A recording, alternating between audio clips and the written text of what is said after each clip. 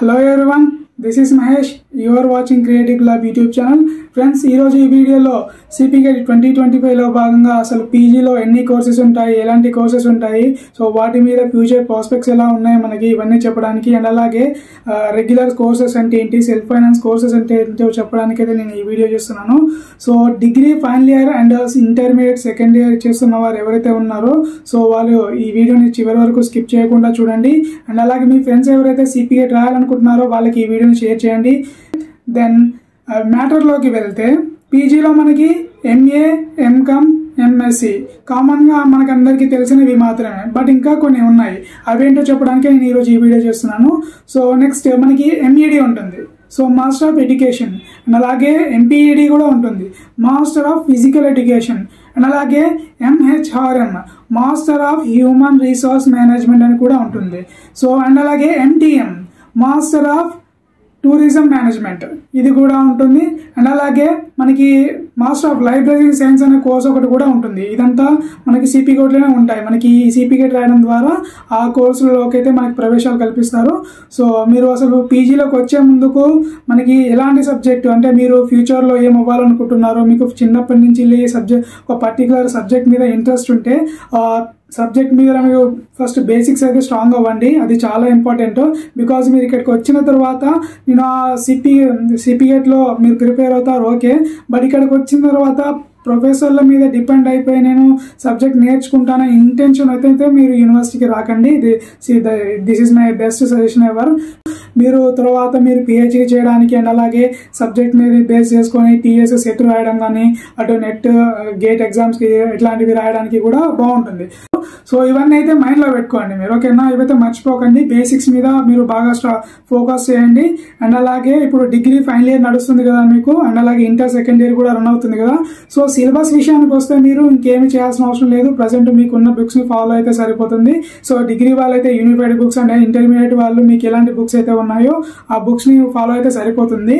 So degree final year వాళ్ళు and intermediate second year ఎవరైనా సరే ఫస్ట్ మీకున్న బుక్స్ ని ప్రిపేర్ అవ్వడం స్టార్ట్ చేసిన తర్వాత, సో మీకు కొంచెం నాలెడ్జ్ ఉంది అని మీకు అర్థమైన తర్వాత ప్రీవియస్ ఇయర్ పేపర్స్ తీసుకోవడం స్టార్ట్ చేయండి. తెలంగాణ ఈ గవర్నమెంట్ అని చెప్పేసి మనకు ఒక వెబ్సైట్ ఉంటుంది. ఆ వెబ్సైట్ లో అన్ని రకాల ఎగ్జామ్స్ కి సంబంధించిన ప్రీవియస్ ఇయర్ పేపర్స్ మనకి అవైలబుల్ ఉంటాయి. సో నేను తర్వాత మళ్ళీ నా మొబైల్ స్క్రీన్ రికార్డ్ చేసే టైంలో మీకు ఆ వెబ్సైట్ ని నేను చూపిస్తాను మీకు.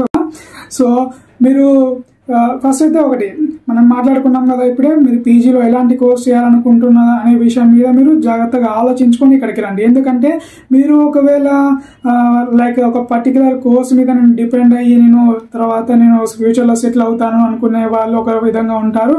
అండ్ అలాగే ఈ క్యాంపస్ ఎన్విరాన్మెంట్ అంటే ఇక్కడికి వచ్చిన తర్వాత ఇక్కడ ఉన్న హాస్టల్ని యూజ్ చేసుకొని ఈ అకామిడేషన్ మొత్తాన్ని కూడా నేను గవర్నమెంట్ జాబ్ గెయిన్ చేయడానికి ఈ టైం అంతా యూజ్ చేసుకునే అనే వాళ్ళు కూడా చాలా మంది ఉంటారు ఫ్రెండ్స్, అలాగే చాలా మంది ఉన్నారు.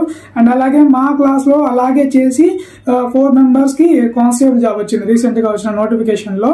సో అలాంటి ఎన్విరాన్మెంట్ అయితే ఉంటుంది. సో మీరు ఫస్ట్ ప్లాన్ చేసుకొని కరెక్ట్గా ప్లాన్ చేసుకోండి. మీ ఫ్యూచర్ ఎలా ఉండాలి అనేది మీ చేతుల్లోనే ఉంది. ఇంటర్మీడియట్ సెకండ్ ఇయర్ చేస్తూ నెక్స్ట్ ఇంటిగ్రేటెడ్ పీజీ చేయాలనుకునే వారికి కూడా కొన్ని కోర్సెస్ ఉన్నాయి.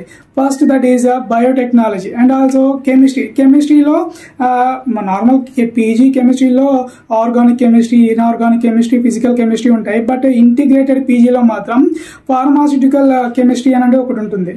అండ్ అలాగే నెక్స్ట్ ఎకనామిక్స్ ఉంటుంది, అలాగే ఎంబీఏ ఉంటుంది.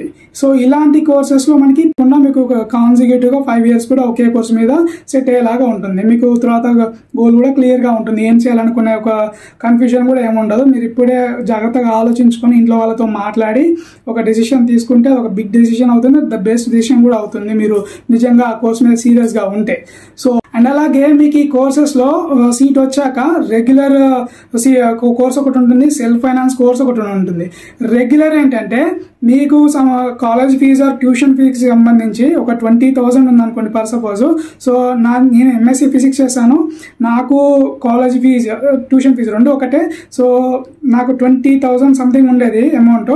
సో ఆ అమౌంట్ అంతా కూడా తెలంగాణ గవర్నమెంట్ నుంచి నాకు స్కాలర్షిప్ రూపేణ శాంక్షన్ అయింది. సో నేను I paid 0 I paid 0 for the college fee. And when coming to the self-finance students, they are paying if there is a tuition fees or college fees 35,000, they are paying 15,000, and the remaining amount sanctioned by Telangana government. Okay, so ఈ pass apply చేసుకుంటే మనకి 20,000 ఏమో Telangana government నుంచి వస్తుంది, మిగతా 15,000 వాళ్ళు self finance వాళ్ళు కట్టుకోవాల్సి వస్తుంది. అంతేగాని సెల్ఫ్ ఫైనాన్స్ కోర్స్ వచ్చినంత మాత్రాన మొత్తం ఫీజు మనమే కట్టుకోవాలని చెప్పేసి మీరు భయపడకండి. ఖచ్చితంగా మీకు కొంచెం గవర్నమెంట్ నుంచి ఎఫర్ట్ చేయడం జరుగుతుంది. అమౌంట్ మీకు మొత్తం కట్టాల్సిన అవసరం అస్సలు లేదు. సో మీరైతే కొంచెం అలర్ట్గా ఉండండి. ఈ నోటిఫికేషన్ కూడా మే 2nd వీక్లో రిలీజ్ అయ్యే ఛాన్స్ ఉంది. రీసెంట్గానే మన సిపికే డైరెక్టర్ పాండురంగారెడ్డి గారిని అడిగినప్పుడు చెప్పారు సార్ 2nd వీక్లో నోటిఫికేషన్ రిలీజ్ అయ్యే ఛాన్స్ ఉంది, కొంచెం అలర్ట్ అవ్వండి, చెప్పండి మీ ఫ్రెండ్స్ అని చెప్పారు సార్.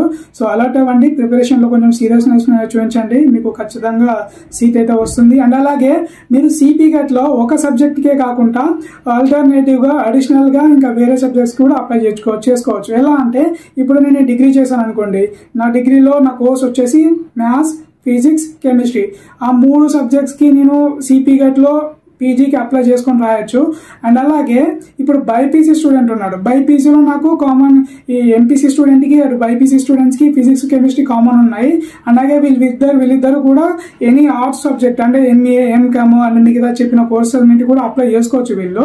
బట్ ఒక ఎంపీసీ స్టూడెంట్ మ్యాథ్స్ కేటగిరీకి సంబంధించిన స్టూడెంట్ అటు బైపీసీ సబ్జెక్ట్ని బయాలజీ, బాటనీ వాటికి మాత్రం అప్లై చేసుకోవడానికి రాదు. అలాగే ఆ బాటనీ, జువాలజీ వీళ్ళు మాత్రము మ్యాథ్స్ సబ్జెక్ట్కి అప్లై చేసుకోవడానికి రాదు. సో క్వాలిఫికేషన్ క్రైటీరియా ఇలా ఉంటుంది. మీకు ఏమైనా డౌట్స్ ఉంటే కామెంట్ బాక్స్ లో కామెంట్ చేయండి. అండ్ అలాగే నా ఇన్స్టాగ్రామ్ అకౌంట్ కూడా నేను కింద ఛానల్ డిస్క్రిప్షన్ లో నేను మెన్షన్ చేశాను. మీకు ఏమైనా డౌట్స్ ఉంటే నన్ను కాంటాక్ట్ అవ్వచ్చు. All the best everyone of you. And అలాగే ఈ వీడియో మీకు హెల్ప్ అవుతుందంటే లైక్ చేయండి, సబ్స్క్రైబ్ చేయండి. అండ్ అలాగే మీ ఫ్రెండ్స్ సిపిగెట్ ప్రిపేర్ అవుతున్న మీ ఫ్రెండ్స్ అందరికీ కూడా ఈ వీడియోని షేర్ చేయడం మాత్రం మర్చిపోకండి. Okay, thank you.